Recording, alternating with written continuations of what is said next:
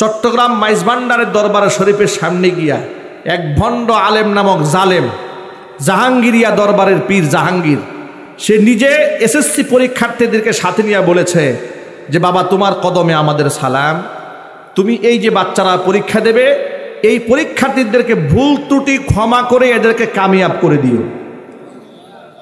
এদের ভুল ত্রুটি ক্ষমা করার কি মালিক কবরে যে শুয়ে আছে তার যোগ্যতা আছে? জোর আওয়াজে বলেন।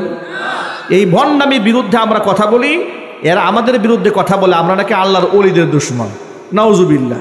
আল্লাহর কসম, আমরা কবরে শুয়ে থাকা, মাজারে শুয়ে থাকা আল্লাহর ওলিদের বিরুদ্ধে কথা বলি না। আল্লাহর ওলিদের ইন্তেকালের পরে যারা মাজার বানিয়ে ব্যবসা জমিয়েছে ওই সমস্ত ভণ্ডদের বিরুদ্ধে আমরা কথা বলি। কথা ঠিক কিনা যদি বলে? আল্লাহর ওলিদের সাথে কি আমাদের কোনো দুশ্মনী আছে? বরং আল্লাহর ওলিদের সাথে বিয়াদবি তো ওরা নিজেরা করে, প্রতিনিয়ত করছে, কুফর করছে, বিদআত করছে, শিরক করছে। গুনাহ মাফ করার কথা, ভুল ত্রুটি বলতেছে বাবা তুমি এদের ভুল ত্রুটি ক্ষমা করে দিও। ভুল ত্রুটি ক্ষমা করার মালিক কি কবরের ব্যক্তি? মালিককে, মালিককে আল্লাহ এতে বলেন ওমাই ইয়াগফিরুয যুনুবা ইল্লাল্লাহ, আমি আল্লাহ ছাড়া কেউ গুনাহ ক্ষমা করতে পারে না। বিসমিল্লাহির রহমানির রহিম। ومن أعرض عن ذكري فإن له معيشة ضنكا ونحشره يوم القيامة أعمى قال رب لم حشرتني أعمى وقد كنت بصيرا قال كذلك أتتك آياتنا فنسيتها وكذلك اليوم تنسى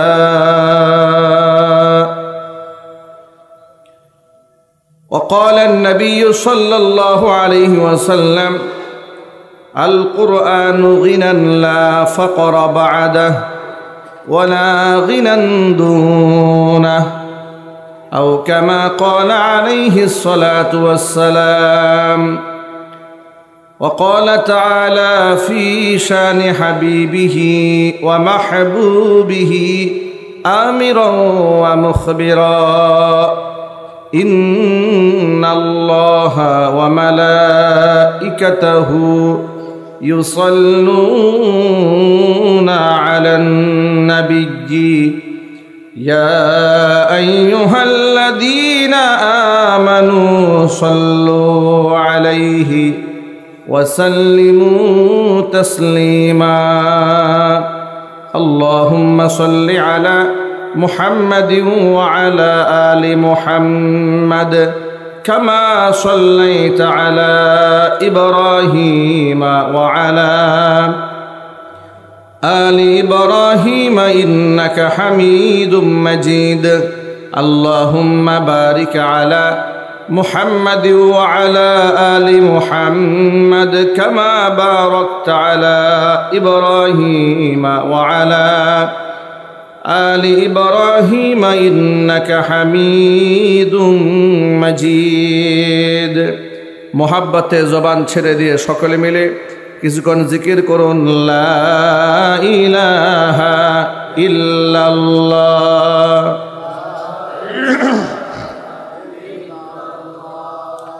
লা ইলাহা ইল্লাল্লাহ লা ইলাহা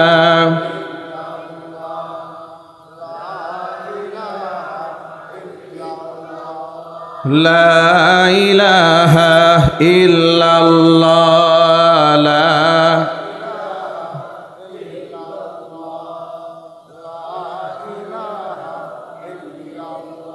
لا إله إلا الله محمد رسول الله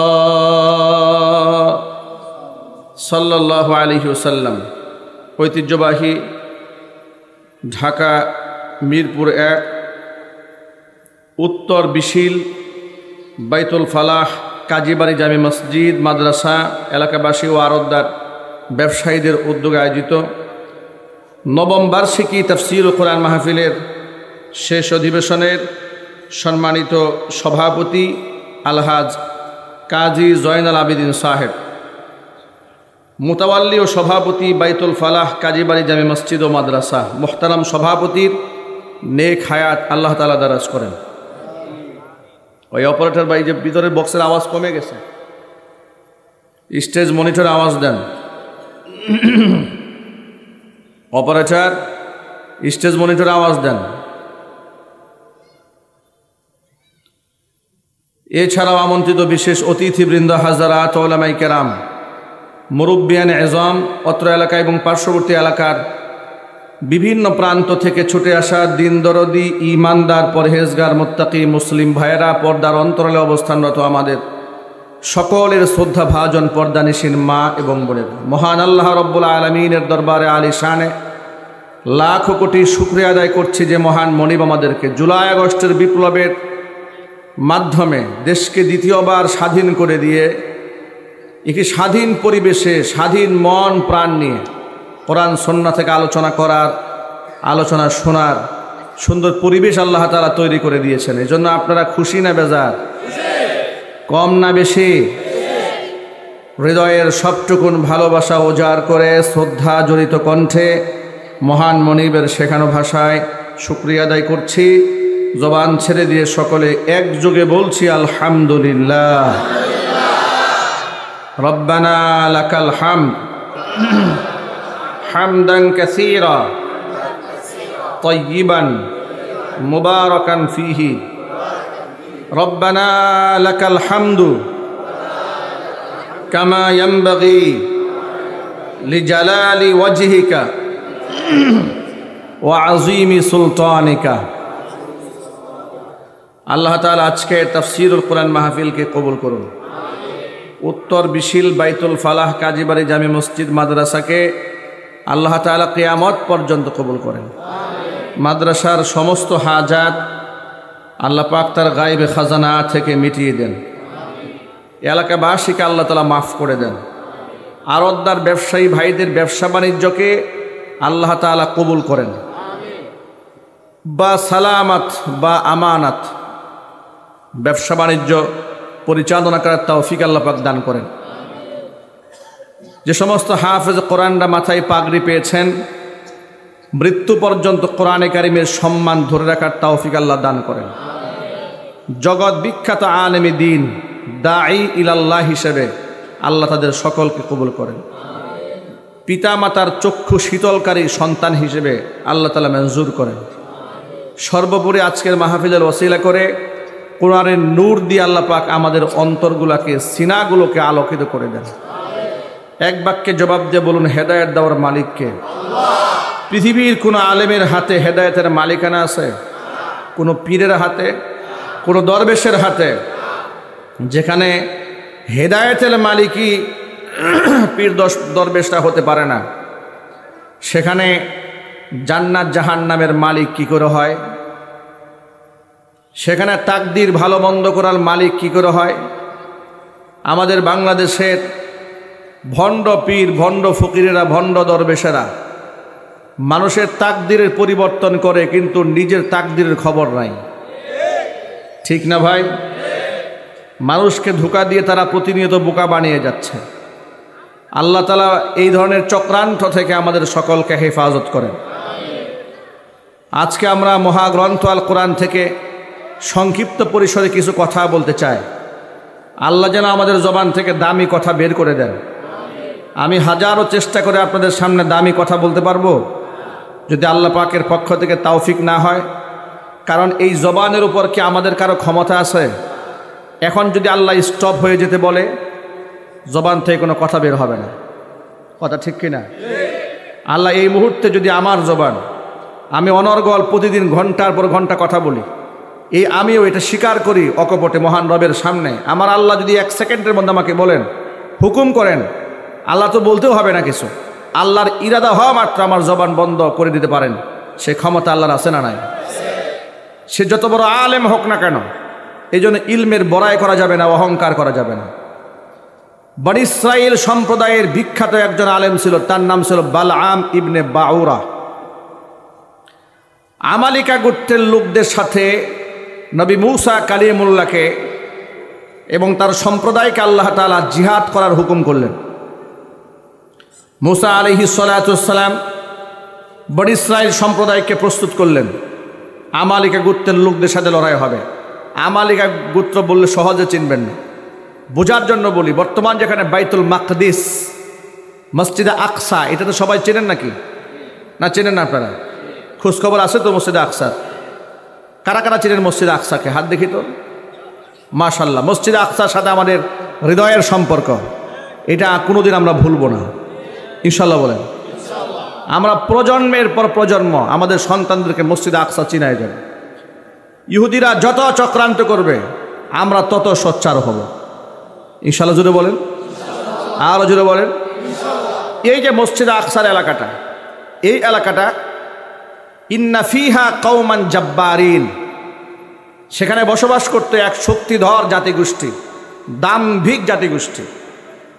মূসা কালিমুল্লাহ তার উম্মতকে বললেন যে আল্লাহ তো হুকুম করেছেন তোমাদেরকে ওই কওমান জাব্বারিন, যারা শক্তিশালী জনগোষ্ঠী, এদের সাথে লড়াই করে ওই এলাকা দখল করার হুকুম আল্লাহ পাক দান করেছেন। মূসা কালিমুল্লাহর উম্মতেরা জবাব দিয়ে বলল, ইন্না লান নাদখুলাহা আবাদাম মা দামু ফিহা, এরা যতদিন পর্যন্ত এখানে আছে কোনো দিন কোনো ক্রমে কশ্চিন কালেও ওই এলাকায় আমরা ঢুকবো না। ফাযহাব আনতা ওয়া রাব্বুকা ফাকাতিলা ইন্না হাহুনা কাঈদুন, ও নবী মূসা, তুমি আর তোমার আল্লাহ গিয়ে যুদ্ধ করো, আমরা এখানে বসে রইলাম। যদি বলেন নাউজুবিল্লাহ। বেয়াদবির তো একটা মাত্রা থাকা উচিত, সীমা লঙ্ঘনের একটা সীমা থাকা উচিত। নবী মূসা কালিমুল্লাহকে ডেকে বলছেন যে এমন শক্তিশালী জাতিগোষ্ঠীর বিরুদ্ধে তুমি আমাদেরকে লড়াই করতে বলো, তুমি আর তোমার রব গিয়ে যুদ্ধ করো, আমরা এখানেই বসে রইলাম। নাউজুবিল্লাহি মিন যালিক। মূসা কালিমুল্লাহ তাদেরকে আশ্বস্ত করলেন আল্লাহর সাহায্য অবধারিত। মনে রাখবেন, পৃথিবীর ইতিহাসে ইমানদার ব্যক্তিরা শক্তি বলে, অস্ত্র বলে দুনিয়ার কোনো জায়গায় বিজয় লাভ করে নাই।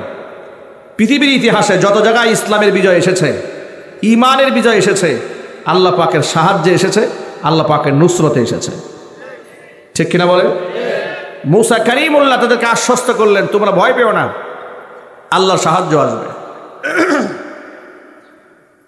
আমালিকা গোত্রের লোকেরা চিন্তায় পড়ে গেল, মনে মনে ভাবলো আমাদের শক্তি আছে, সামর্থ্য আছে, অস্ত্র বল আছে, সব আছে, কিন্তু নবীর সাথে সাহায্য আছে কার? আবার নবী মূসা কালিমুল্লাহর মুজিজা আছে, আধ্যাত্মিক ক্ষমতা আছে, যে আধ্যাত্মিক ক্ষমতা আমাদের কারো নাই। তারা মনে মনে ভাবলো আমাদের যদি এরকম একটা আধ্যাত্মিক ক্ষমতা থাকতো তাহলে বনী ইসরাইল সম্প্রদায়ের সাথে লড়াই করা আমাদের জন্য সহজ হয়ে যেত। কিন্তু আধ্যাত্মিক ক্ষমতাধর ব্যক্তি আমরা পাবো কোথায়? আমাদের কাছে তো নবী রাসূল নাই। এরা খোঁজখবর নিয়ে জানতে পারলো বনী ইসরাইল সম্প্রদায়ের মধ্যে একটা সাধক আছে, এক বুজুর্গ আছে, বড় আল্লাহওয়ালা আছে, তার ইসমে আজম জানা আছে, মুস্তাজাবুদ দাওয়া, এমন শক্তিধর ব্যক্তি, দোয়া করতে দেরি হয়, আল্লাহর কাছে কবুল হতে দেরি হয় না। এরা মনে মনে সিদ্ধান্ত নিল কোনো ক্রমে ছলে বলে কলে কৌশলে যদি আমরা ওই লোকটাকে আমাদের পক্ষে আনতে পারি তাহলে নবীর বিরুদ্ধে যুদ্ধ করা আমাদের জন্য সহজ হয়ে যায়। যদি বলেন নাউজুবিল্লাহ। আপনারা চিন্তা করবেন না, এই কথাটা সবসময় মাথায় রাখবেন, আলেম যত উঁচু তফার হোক না কেন, দুনিয়া যদি কাউকে পায়, দুনিয়ার লালসা যদি কাউকে একবার ধরে তাহলে বিভ্রান্ত হতে তার আর সময় লাগে না, ঠিক কিনা বলেন? বিগত স্বৈরাচারের আমলে এদেশের হকপন্থী ওলামারা তোলাবারা বিনা অপরাধে যখন জেল খেটেছে, জরিমানা দিয়েছে, তখন আলেম নামধারী জালেম কিছু লোক, বর্তমান সমাজের শায়েখ নামধারী বহুত লোকেরা স্বৈরাচারীর পদলেহন করে আলেমদের নির্যাতনের মাত্রাকে বাড়িয়ে দিয়েছে। বিনিময়ে মাদ্রাসা গড়ার জন্য কয়েক বস্তা সিমেন্ট পেয়েছে, কয়েক বস্তা সরকারি কয়েক টন চাল পেয়েছে, কিংবা থাকার জন্য একটা ফ্ল্যাট পেয়েছে। সামান্য দুনিয়ার মোহে পড়ে তারা গোটা আলেম সম্প্রদায়ের বিরুদ্ধে দাঁড়িয়ে স্পষ্ট জানিয়ে দিয়েছে কোনো হক্কানি আলেমকে গ্রেফতার করা হয়নি, মামলা দেওয়া হয়নি।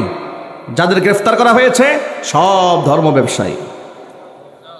আমি আমার স্টেজের শুরু থেকে শেষ প্রান্ত পর্যন্ত আপনাদের কাছ থেকে জবাব শুনতে চাই, জালেমরা যে সমস্ত আলেমদের উপর নির্যাতন চালিয়েছে আসলেই কি তারা ধর্ম ব্যবসায়ী? আওয়াজটা এইরকম মহিলাদের মতো শুনতে চাই না, পুরুষের মতো ইমানদারের মতো জবাব দেবেন। যাদেরকে তারা জুলুম করেছে, নির্যাতন করেছে, টর্চার করেছে, আয়না ঘরে ঢুকিয়েছে, ডান্ডা বেরিয়ে পড়িয়ে মানুষের সামনে লাঞ্ছিত অপমানিত করেছে, আসলেই কি ওই সমস্ত আলেমরা ধর্ম ব্যবসায়ী? তারা ছিল এই বাংলাদেশের অকুত ভয়ে মধ্যে মুজাহিদ। জালেমের রক্ত চক্ষুকে ভয় না পেয়ে হকের আওয়াজ উচ্চ কণ্ঠে উচ্চারিত করেছে। শুধু তলোয়ার দিয়ে যুদ্ধ করার নাম যুদ্ধ নয়, মিসাইল চালাবার নাম যুদ্ধ নয়।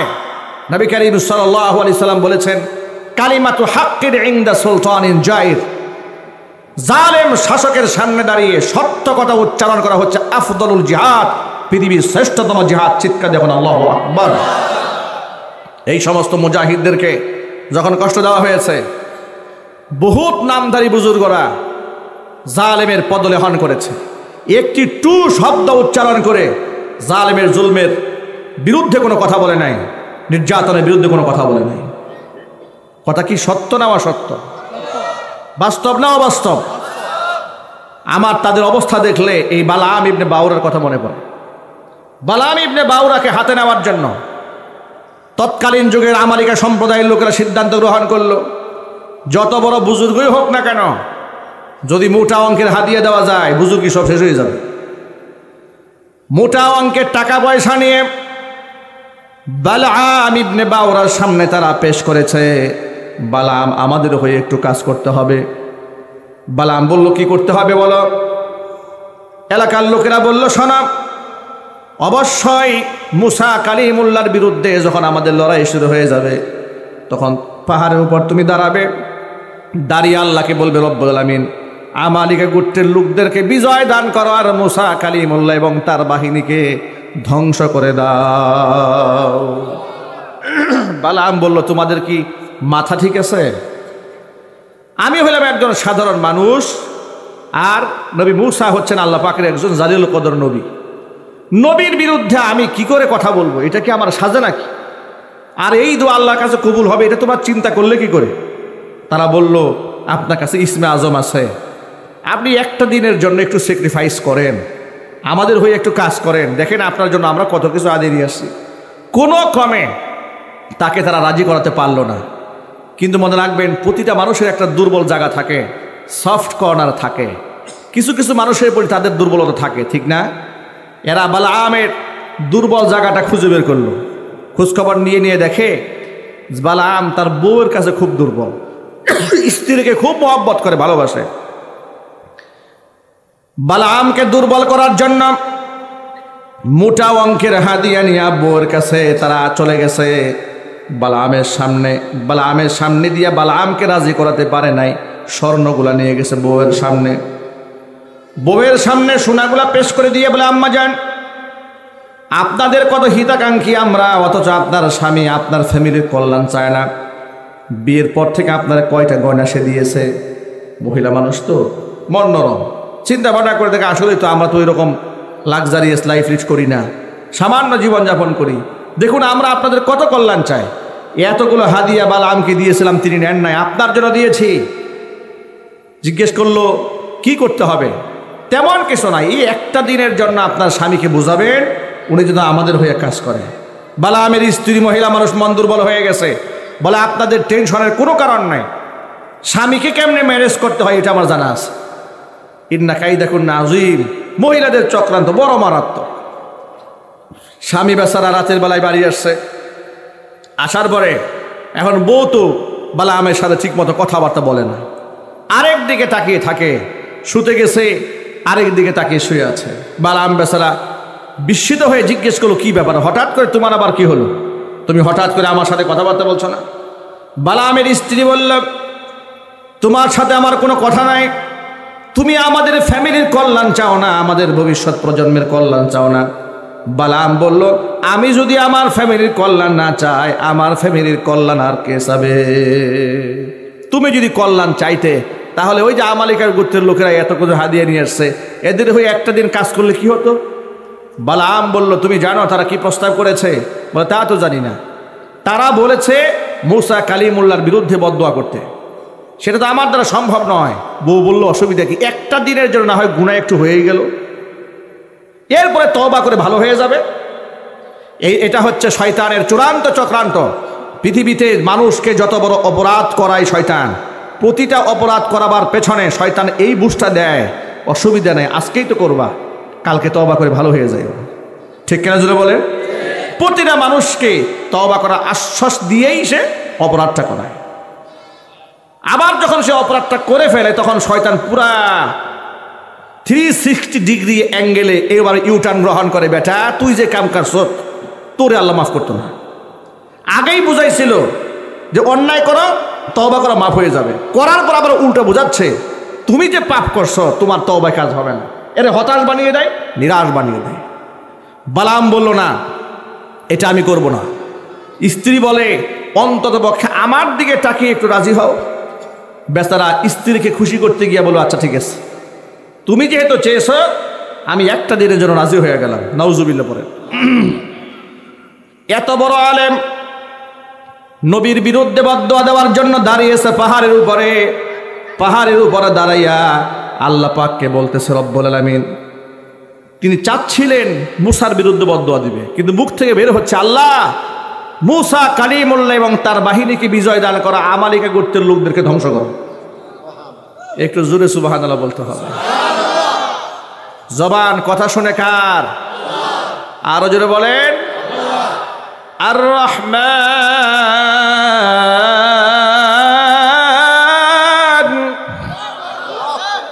আল্লামাল কুরআন খালাকাল ইনসানা আল্লামাহুল বায়ান।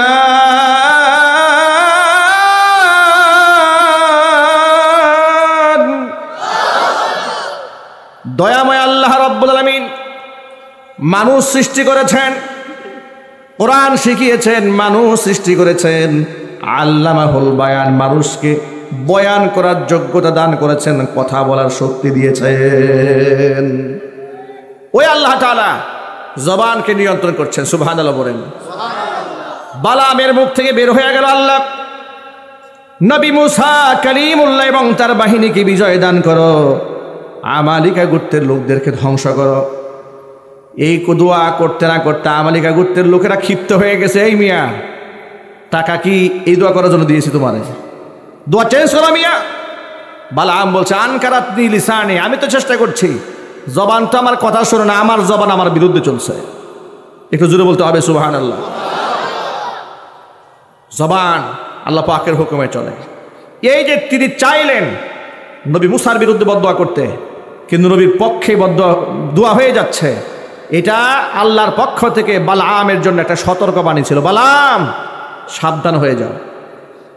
বালাম দ্বিতীয়বার আবার চেষ্টা করছে নবীর বিরুদ্ধে বদদোয়া করতে, আবার মুখ থেকে বের হয়ে গেছে, আল্লাহ নবী মুসা কালিমুল্লাহকে বিজয় দান করো, আমালিকা গোত্রের লোকদেরকে ধ্বংস করো।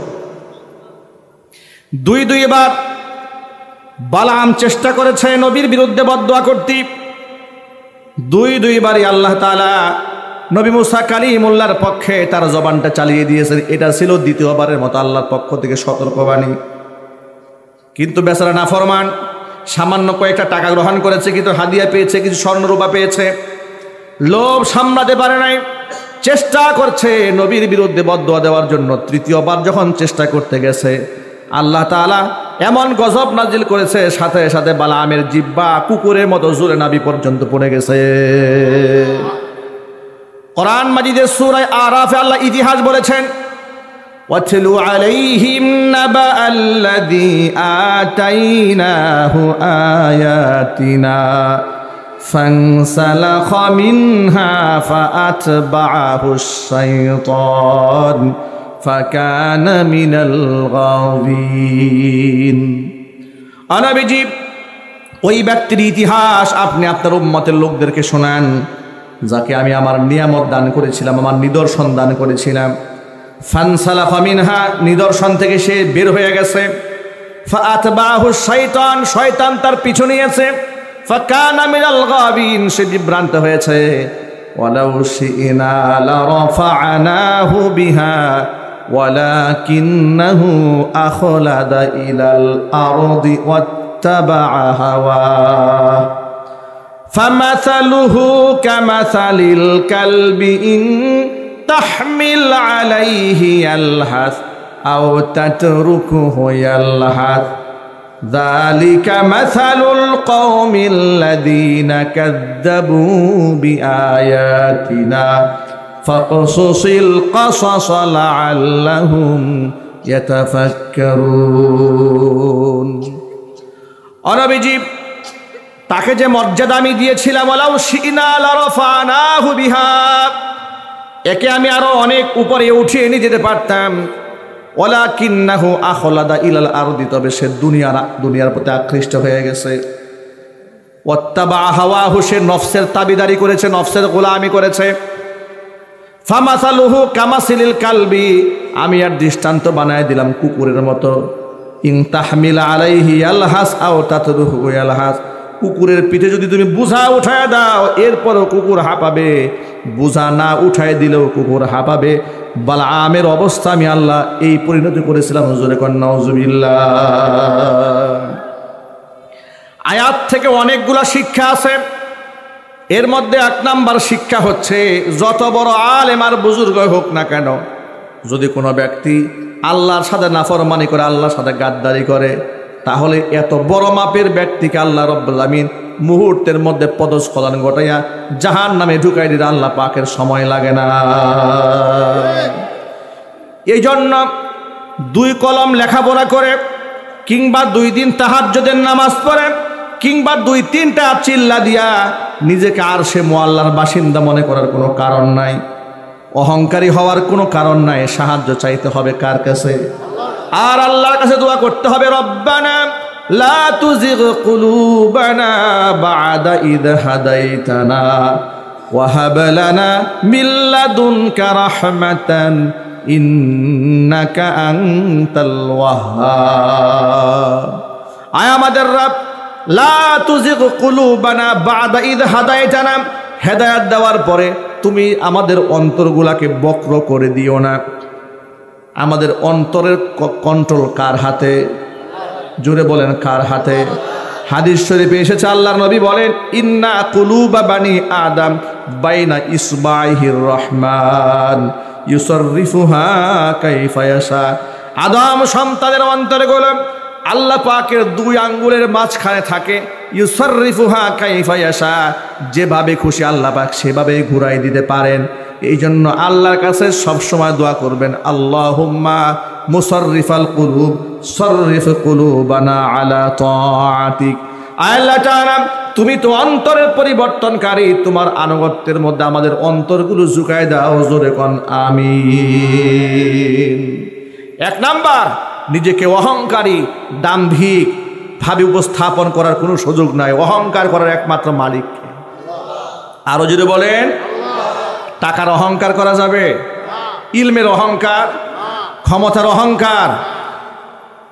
লাখপতি, কোটিপতি, মিলিয়নার, বিলিয়নারকে ফকির বানাতে আল্লাহ পাকের অনেক সময় লাগে।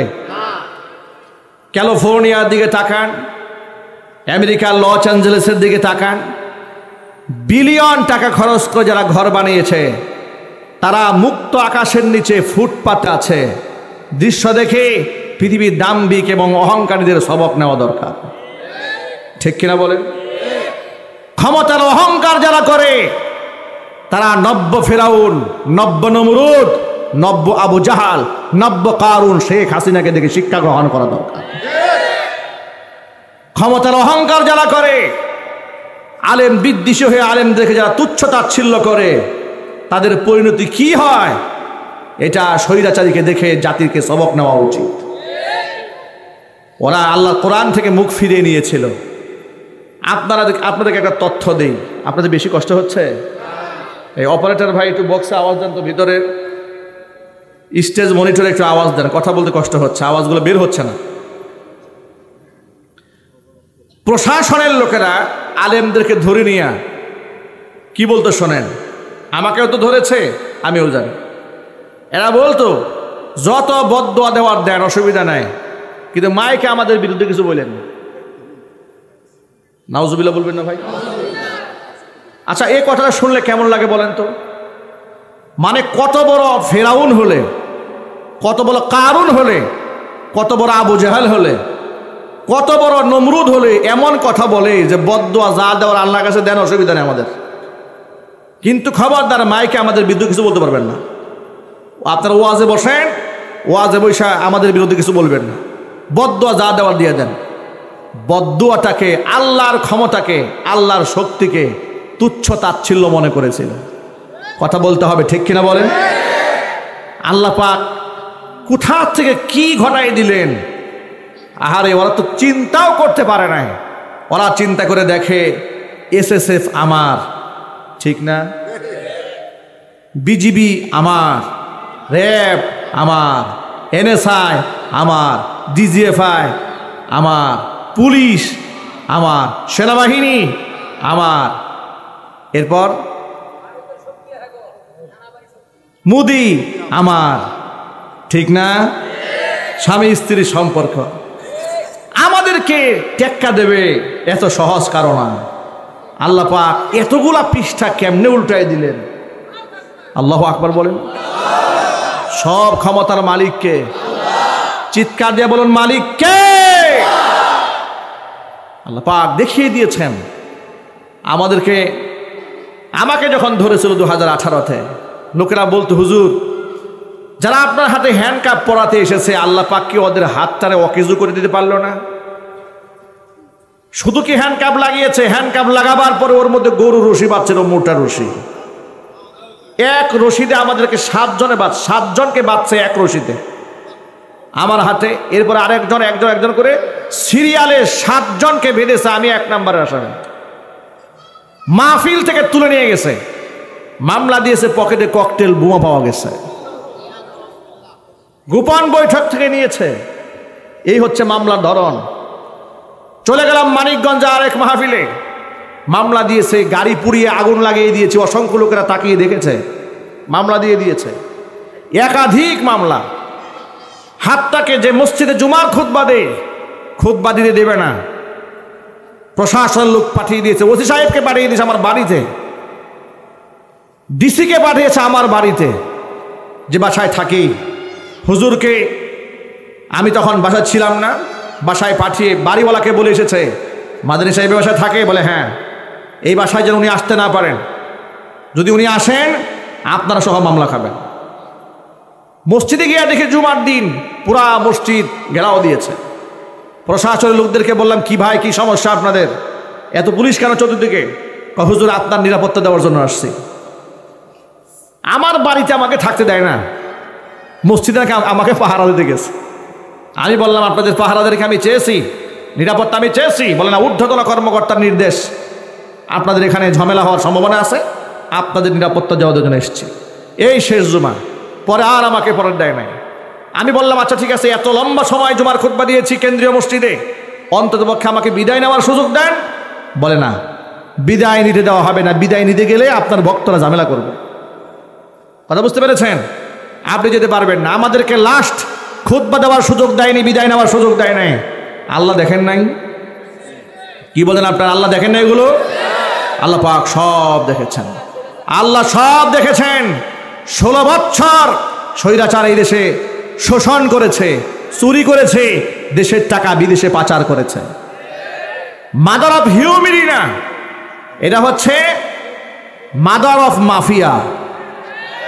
কথা বলতে হবে, ঠিক কিনা বলেন? এই মাদার অফ মাফিয়া বিদায় লগ্নে জাতির উদ্দেশ্যে ভাষণ দিতে চেয়েছিল। সেনা অফিসার তাকে বলেছে, সময় 45 মিনিট, ভাষণ দিবেন না গাঠি বুসকা গুল করবেন, সিদ্ধান্ত আপনার। ভাষণ দেওয়ার সুযোগ হয় না, চোরের মতো পালিয়ে যেতে বাধ্য হয়েছে। এটা 1500 বছর আগে নবী করিম সাল্লাল্লাহু আলাইহি ওয়াসাল্লামের ভবিষ্যৎবাণী আছে। আল্লাহর হাবিব বলেছেন, কুন আলিমান, নিজে আলেম হও, আও মুতাআল্লিমান, অথবা আলেমের ছাত্র হয়ে যাও, আও মুস্তামিআন, আলেমের শ্রোতা হও, আও মুহিব্বান, আলেমদেরকে ভালোবাসো। 4টা। ওয়ালা তাকুনিল খামেস, 5 নাম্বার হয়েও না, ধ্বংস হয়ে যাবে। খবরদার আলেম বিদ্বেষী হয়ে যাও না, ধ্বংস হয়ে যাবে। ও আলেম বিদ্বেষী হয়েছে, আলেমদেরকে সহ্য হয় নাই। শুধুমাত্র 2021 সালে নরেন্দ্র মোদীকে আশাকে কেন্দ্র করে আলেমরা প্রতিবাদ জানিয়েছিল। এই অপরাধে 2600 আলেমের নামে মিথ্যা মামলা দিয়ে জেলখানায় ঢুকিয়ে দিয়েছিল। এত বড় আলেম বিদ্বেষী, আবার সকালবেলায় ফেসবুকে ছবি ছাড়তো, তাহাজ্জুদের নামাজ পড়তেছে। জাতীয় সংসদে বলতো ঘুম থেকে উঠে সবার আগে যায় নামাজ তালাশ করি, কোরআন শরীফ দিয়ে দিন শুরু করি। রাতের বেলায় মনে হয় আল্লাহকে ডেকে ডেকে বলতো, আল্লাহ কালকে যেন 50টা আলেম মারতে পারি। ঠিক কিনা বলেন? এই দোয়া ছাড়া তো তার কাছে অন্য দোয়া আমরা আশা করি না। বাস্তবতা সে তাই করেছে। সে বিদায় নিতে চেয়েছে, বিদায় নিতে পারে নাই, চোরের মতো জুতার মালা গলায় দিয়ে দেশ থেকে পালিয়েছে। মনে রাখবেন, এই দেশে ইসলাম থাকবে, আলেমরা থাকবে, কোনো স্বৈরাচার এই দেশে থাকতে পারবে না। এদেশের মুসলমানেরা রক্ত দিতে শিখেছে, এদেশের তরুণ প্রজন্মের লোকেরা চোখে চোখ রেখে কথা বলতে শিখেছে। ইনশাআল্লাহ আগামীর বাংলাদেশ কোরআনের বাংলাদেশ হয়ে যাবে। রাজি আছেন কারা কারা? দোহা দেখতে চাই।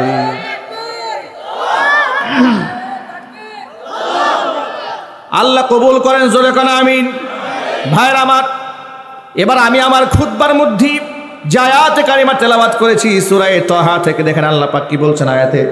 আল্লাহ পাক বলেন, ওয়ামান আ'রাদা আন যিকরি ফাইন্না লাহু মাঈশাতান দানকা। আমার কোরআন থেকে যদি কেউ মুখ ফিরায় নাই, দুনিয়ার শাস্তি তাকে যেটা আমি দিব সেটা হচ্ছে দুনিয়ার জীবনটা আমি তার জন্য সংকীর্ণ বানায় দেব। দুইয়িকাতিল আরদু বিমা রাহুবাত, পৃথিবী প্রশস্ত হওয়ার পরেও এদের জন্য দুনিয়া আমি সংকীর্ণ বানায় দেব। বাস্তব প্রমাণ আছে না নাই? আরো জোরে বলেন, আছে না নাই? যাকে বলা হতো মাদার অফ ডেমোক্রেসি দাবি করতো, যে মাদার অফ হিউম্যানিটি, মানবতার মা দাবি করত, সে আসলে তো মানবতার মা না, সে হচ্ছে মানবতাকে ধ্বংস করার জন্য। কথা বলেন ঠিক কিনা? অবস্থা এমন হয়েছে, এত গাড়ি, এত বাড়ি, এত ক্ষমতা, এত কিছু থাকার পরেও পৃথিবীর কোনো মাটি তাকে নিতে চায় না। সে আমেরিকা যেতে চায়, আমেরিকা তাকে গ্রহণ করে না। ব্রিটেন যেতে চায়, ব্রিটেনের ভিসা নাই। সৌদি আরব যেতে চায়, তার ভিসা নাই। পৃথিবীর কোনো দেশে কোনো মাটি তাকে নিতে চায় না। দুবাই যেতে চায়, দুবাই তাকে নিতে চায় না। সর্বশেষ হিন্দুস্থানের নরেন্দ্র মোদীর কোলে বসে একেবারে কোন গুহার মধ্যে লুকায় আছে, শয়তান ছাড়া কেউ জানে না। ঠিক কিনা বলেন? এটা হচ্ছে দুনিয়ার সাজা। মান আ'রাদা আন যিকরি ফাইন্না লাহু মাঈশাতান দানকা, তার জিন্দেগিটা আল্লাহ সংকীর্ণ বানায় দেবে। এবার শোনেন পরকালে অবস্থা কি হবে। ওয়ানাহশুরুহু ইয়াউমাল কিয়ামাতি আ'মা, কিয়ামতে আল্লাহ অন্ধ বানায়া এই সমস্ত ব্যক্তিদেরকে উঠাবেন যারা কোরআন থেকে মুখ ফিরিয়ে নিয়েছে। ওরা আল্লাহকে ডেকে বলবে, ক্বালা রাব্বি লিমা হাশারাতানি আ'মা, আল্লাহ তুমি কেন অন্ধ বানিয়ে আমাকে উঠালে? ওয়া ক্বাদ কুনতু বাসীরা, আমি তো দৃষ্টি সম্পন্ন ছিলাম, আমি তো অন্ধ ছিলাম না।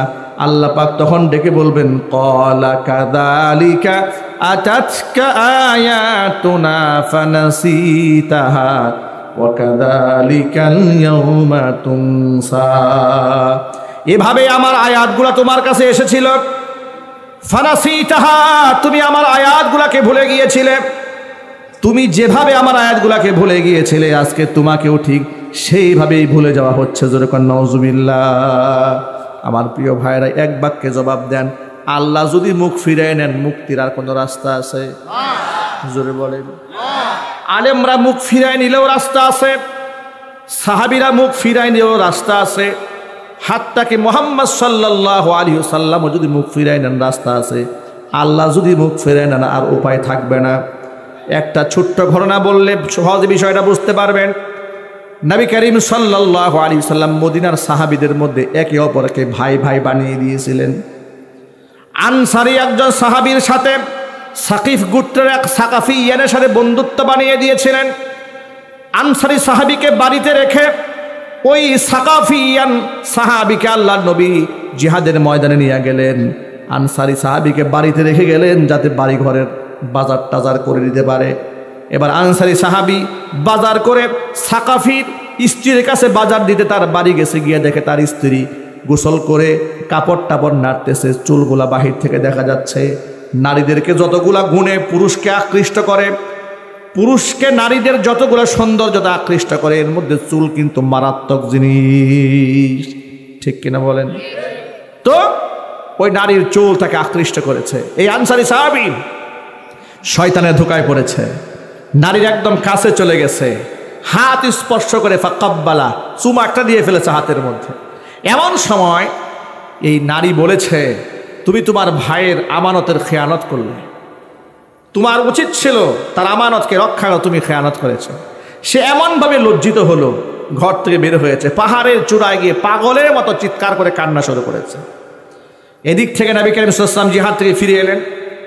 এবার ওই সাকিফ সাহাবী তিনিও ফিরে এলেন, সাকাফিয়ান ফিরে এলেন।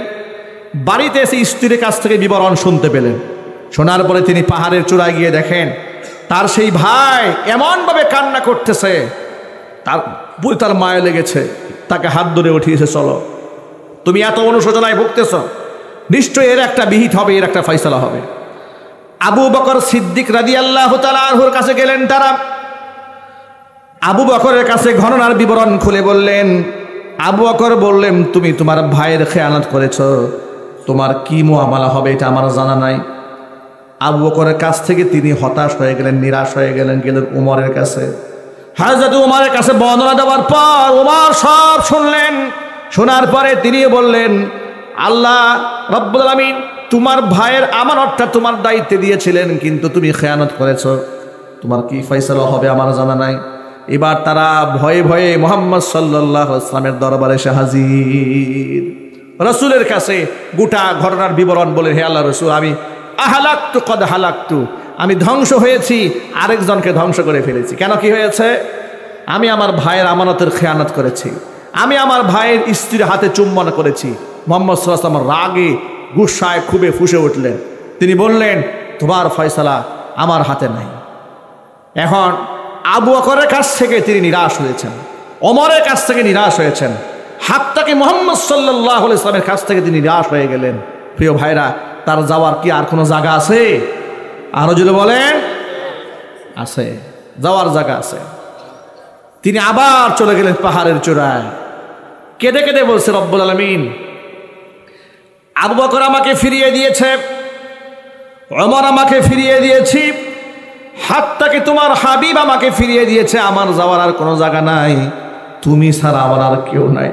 আল্লাহ তুমি আমাকে মাফ করে দাও, আমি গুনাহ করেছি, জীবনে আর কোনোদিন গুনাহ করব না।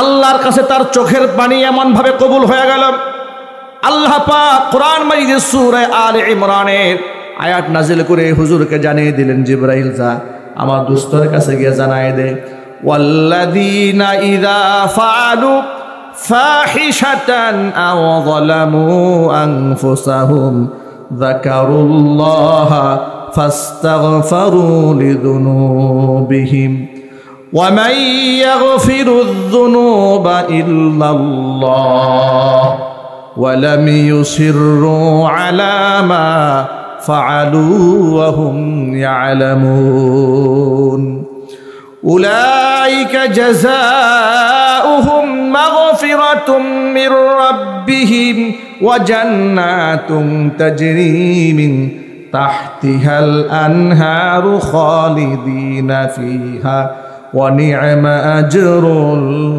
আমিলিন।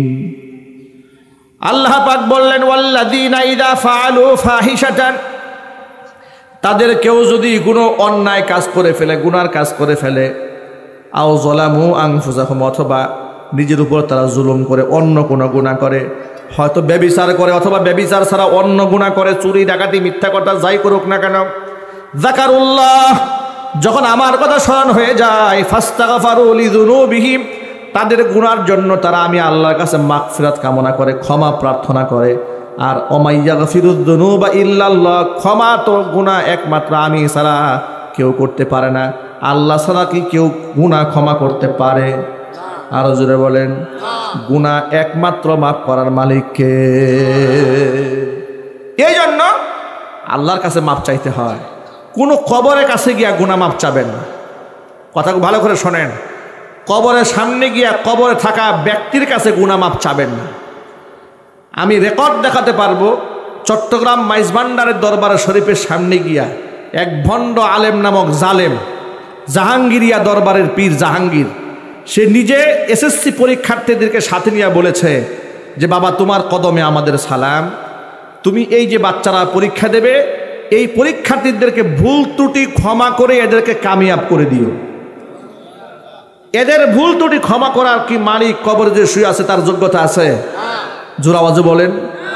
এই ভণ্ডামির বিরুদ্ধে আমরা কথা বলি, এরা আমাদের বিরুদ্ধে কথা বলে আমরা নাকি আল্লাহর ওলিদের দুশমন। নাউজুবিল্লাহ। আল্লাহর কসম, আমরা কবরে শুয়ে থাকা, মাজারে শুয়ে থাকা আল্লাহর ওলিদের বিরুদ্ধে কথা বলি না। আল্লাহর ওলিদের ইন্তেকালের পরে যারা মাজার বানিয়ে ব্যবসা জমিয়েছে ওই সমস্ত ভণ্ডদের বিরুদ্ধে আমরা কথা বলি। কথা ঠিক কিনা জোরে বলে? আল্লাহর ওলিদের সাথে কি আমাদের কোনো দুশ্মনী আছে? বরং আল্লাহর ওলিদের সাথে বিয়াদবি তো ওরা নিজেরা করে, প্রতিনিয়ত করছে, কুফর করছে, বিদআত করছে, শিরক করছে। গুনাহ মাফ করার কথা, ভুল ত্রুটি বলতেছে বাবা তুমি এদের ভুল ত্রুটি ক্ষমা করে দিও। ভুল ত্রুটি ক্ষমা করার মালিক কি কবরের ব্যক্তি? মালিককে, মালিককে আল্লাহ এতে বলেন ওমাই ইয়াগফিরুদ যুনুবা ইল্লাল্লাহ, আমি আল্লাহ ছাড়া কেউ গুনাহ ক্ষমা করতে পারে না। ওয়ালাম ইউসিররু আলা মা ফাআলু ওয়া হুম ইয়ালামুন, যে গুনাহ এরা করেছিল গুনার উপর অবিচল থাকে না, অটল থাকে না। এরকম ভাবে যারা কান্নাকাটি করে উলাইকা জাযাউহুম মাগফিরাতুম মির রাব্বিহিম, এদের রব আমি আল্লাহর পক্ষ থেকে এদের জন্য রয়েছে ক্ষমা। এমন জান্নাত রয়েছে যে জান্নাতে চিরদিন থাকবে, জান্নাতের পাদদেশ দিয়ে প্রবাহিত হয় প্রস্রবণ। ভাইরা আমার, এজন্য বলি কুল্লু বানি আদম খাত্তাউন ওয়া খায়রুল খাত্তাইনা তাওয়াবুন। একমাত্র নবী রাসূল ছাড়া প্রতিটা আদম সন্তানের ভুল হয়, ঠিক কিনা বলেন? আর ভুল করা ব্যক্তিদের মধ্যে শ্রেষ্ঠ তারা যারা তওবা করে আল্লাহর দিকে ফিরে আসে। ভুল করে ভুলের উপর অবিচল থাকে শয়তান। ভুল করে ভুলের উপর অবিচল কে থাকে? শয়তান থাকে। দেখুন মূসা আলাইহিস সালাতুস সালাম আল্লাহর সাথে কথোপকথন করতে তুর পাহাড়ে যাচ্ছেন। এমন সময় রাস্তায় শয়তান ইবলিসের সাথে দেখা। কার সাথে? ইবলিসের সাথে দেখা। ইবলিস বলল ও আল্লাহর নবী মূসা, আপনি তো তুর পাহাড়ে যাচ্ছেন বলে, হ্যাঁ আল্লাহর সাথে আপনার কথা হবে, নিশ্চয়ই হবে। তা আপনি একটু বলেন তো আমার পক্ষ থেকে যে আমি তওবা করতে চাই, আমার কি তওবার দরজা খোলা আছে নাকি? কে তওবা করতে চায়? শয়তান। শয়তান তওবা করতে চাচ্ছে, তা আমার জন্য কি তওবার দরজা খোলা আছে নাকি? নবী মূসা কালিমুল্লাহ বলেন ঠিক আছে, তুমি যেহেতু বলেছো আমি আল্লাহর কাছে বলব। তো আল্লাহর সাথে কথোপকথন শেষ করে মূসা কালিমুল্লাহ বলেন আল্লাহ, আসার সময় শয়তানের সাথে দেখা হয়েছিল।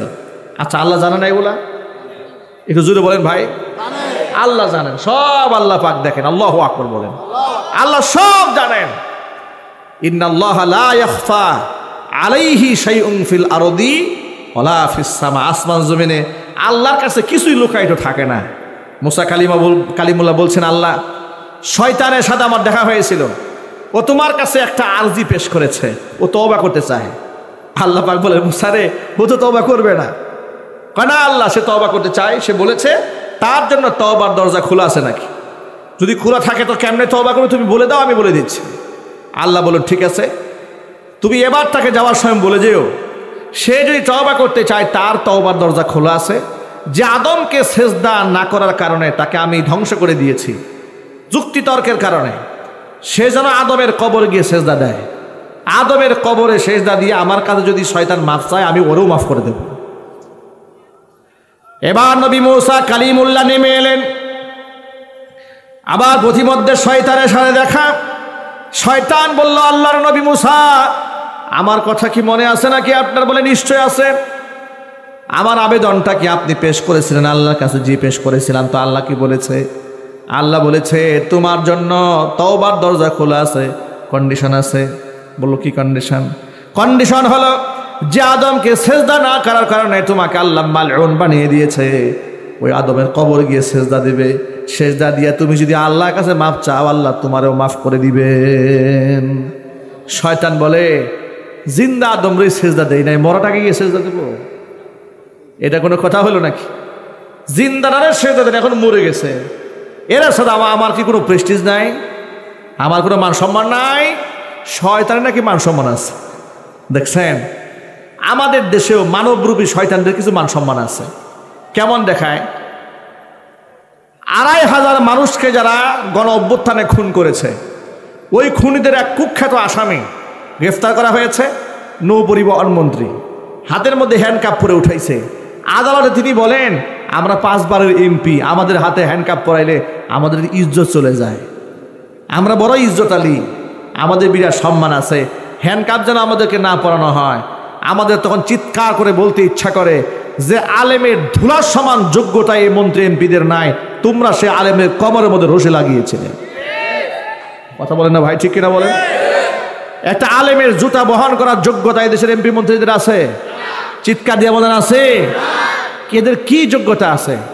এরা তো বেফাক বোর্ডের যে নাম আছে আল হাইআতুল উলিয়া লিল জামিআতিল কওমিয়া, এতটুকু উচ্চারণ করতে গিয়ে স্পিকার সহ সবগুলো এমপি মন্ত্রীর দাঁত ভেঙে গেছে।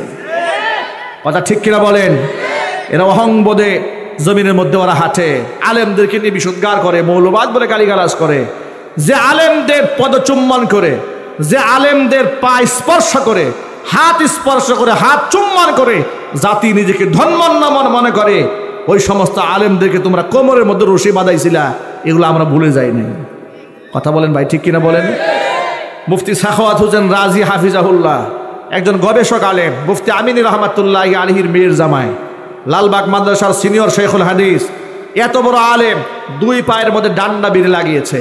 লোহার আংটার কারণে পা ছিলে রক্তাক্ত হয়ে গিয়েছে। বাবার জানাজা প্যারোলে মুক্তি পেয়ে পড়াতে এসছে, তখনও হাতের মধ্যে হ্যান্ডকাপ পরে পায়ের মধ্যে ডান্ডা বেরিয়ে পড়ে ছেড়ে দিয়েছে। এই সমস্ত জালেমদের ইতিহাস আমরা ভুলে যাই না, কথা বলতে হবে, ঠিক কিনা বলেন? ইবলিস শয়তানের যেরকম মান সম্মান, ওদের ওই রকম মান সম্মান। কথা ঠিক না ঠিক? আমি জুলাই আগস্টের বিপ্লবী সৈনিকদেরকে বলতে চাই, বাংলাদেশের ওলামা তুলাবারা এখন এক হয়ে আছে। ইনশাআল্লাহ আগামীর বাংলাদেশ কোরআন সুন্নাহর বাংলাদেশ হবে। আলেমদেরকে পায়ে ডান্ডা বেরি যারা পড়াতে আসবে, তাদেরকে ডান্ডা মেরে আমরা ঠান্ডা করে দেব ইনশাআল্লাহ। রাজি আছেন কিনা? কারা কারা রাজি আছেন তো হাত দেখতে চাচ্ছি।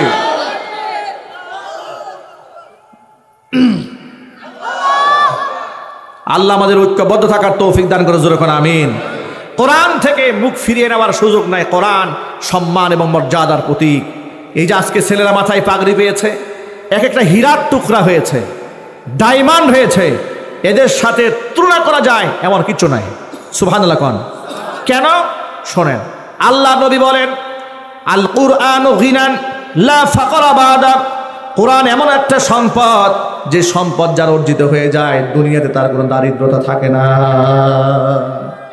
ওয়ালা গিনান দুনাহু, এটা এমন একটা সম্পদ, এটা বাদ দিয়ে কেউ ধনীও হইতে পারে না। কোরআন মর্যাদার প্রতীক, কোরআন সম্মানের প্রতীক।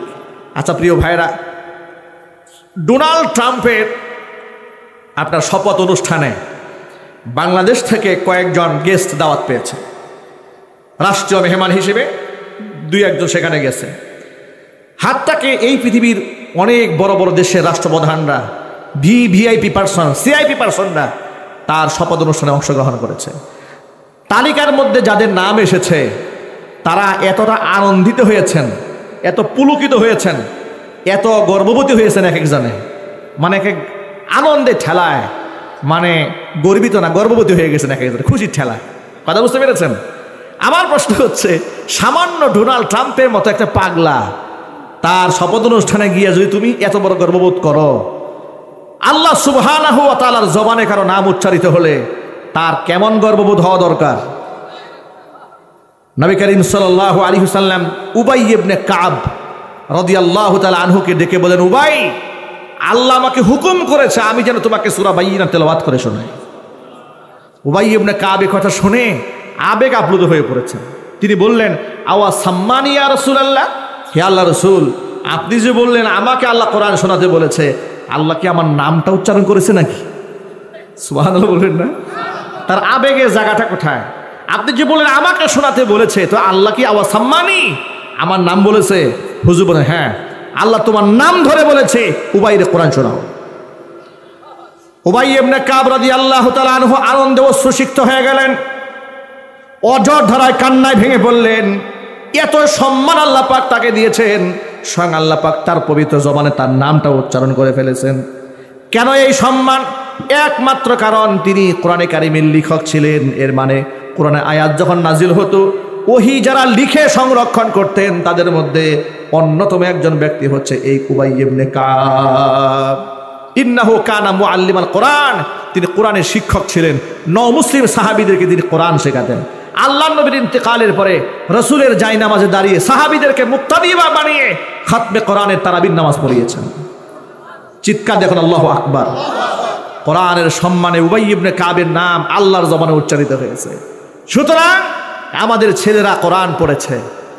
এই যে আজকে দেখুন, এদের মাথা আমরা রুমাল পরিয়েছি, পাগড়ি পরিয়েছি। কিয়ামতে আল্লাহ তাআলা এদের বাবা মাকে জান্নাতে গাউন পরাবেন।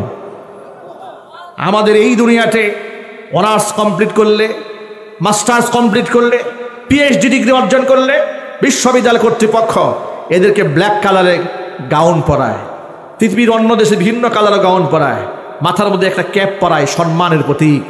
কিয়ামতে আল্লাহ তাআলা মান ক্বরাআল কোরআন ওয়া আমিলা বিহি, কোরআন যারা দুনিয়াতে পড়েছে, আমল যারা করেছে, এদের বাপ মাকে মাথার মধ্যে পরাবেন নূরের মুকুট। শুধু তাই নয়, ওয়া ইউকসা হুল্লাতাইন, এদেরকে জান্নাতের পোশাক পরাবেন। এমন পোশাক লা তাকুমু লাহুমা দুনিয়া, পৃথিবী বিক্রি করলে একটা পোশাকের দাম দেওয়া সম্ভব হবে না। এত দামি পোশাক এদের বাপ মাকে পরানো হবে। এরা অবাক বিস্ময়ে আল্লাহকে বলবে, আল্লাহ বিমা কাসাইটানা, আল্লাহ এমন কি আমল করলাম তুমি এত দামি পোশাক আমাদের পরিয়েছ? আল্লাহর পক্ষ থেকে তখন তাদের বলা হবে, ফায়ুকালু লাহুমা বিআখযি ওয়ালাদিকুমাল কুরআন, তোমাদের সন্তানরা কোরআন পড়েছিল বলে, হ্যাঁ তোমাদের সন্তানদের যে কোরআন পড়িয়েছিলে, কোরআন সন্তানরা পড়েছে, সন্তানদের কোরআন পড়ার সম্মানে আজকে তোমাদের এই সম্মানের গাউন পরিয়ে দেওয়া হলো। সেই গাউনটা আমাদের গায়ে আসুক, এটা কারা কারা চান? আল্লাহর কুদরতি ক্যামেরা রেকর্ড হচ্ছে। আল্লাহ আমাদেরকে সেই সৌভাগ্যবান ব্যক্তিদের কাতারে তুমি শামিল করে নাও। জোরে কোন আমিন। হাত নামান। আমাদের ঘরে ঘরে আল্লাহ 30 পারা কোরআনে হাফেজ উপহার দেন। জোরে কোন আমিন। সামনে রমাদানুল মুবারক আসতেছে। রমজান মাসে সবগুলো তারাবির নামাজ আদায় হবে জামাতের সাথে মসজিদে গিয়ে খাতমে তারাবির নামাজ, বলেন ইনশাআল্লাহ। কত রাকাত হবে? সবাই জুড়ে বলেন। কোনো তর্কে বিতর্কে যাওয়ার কোনো দরকার নাই। 20 রাকাত তারাবির নামাজ হবে, আমাদের সন্তানদের পেছনে আমরা আদায় করব। আল্লাহ রাব্বুল আলামিন আমাদের সকলকে কবুল করেন, মঞ্জুর করেন। জোরে কোন আমিন।